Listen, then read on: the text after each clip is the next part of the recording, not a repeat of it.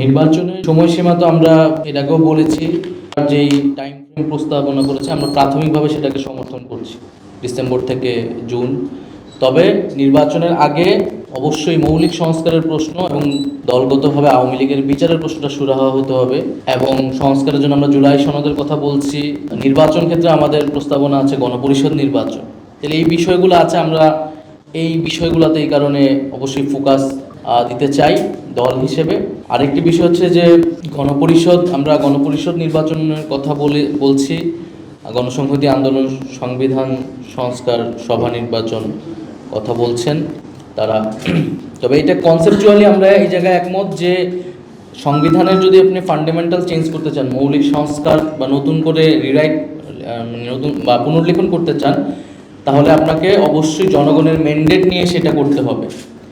সেটা কেবল সংশোধনীর মাধ্যমে যদি আপনি সংবিধান সংস্কার করেন সেটা আসলে টেকসই হবে না।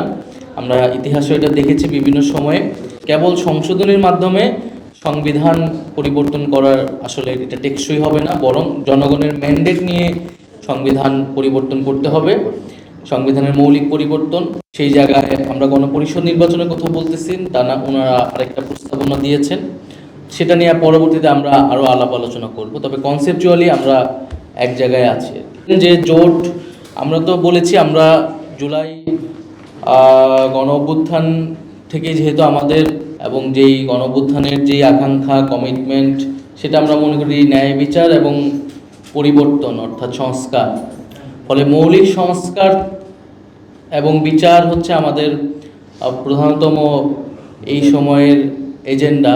তো সেই জায়গায় আমরা আমাদের এই এজেন্ডার ভিত্তিতে আমরা বিভিন্ন রাজনৈতিক দলগুলোর সাথে বসছি।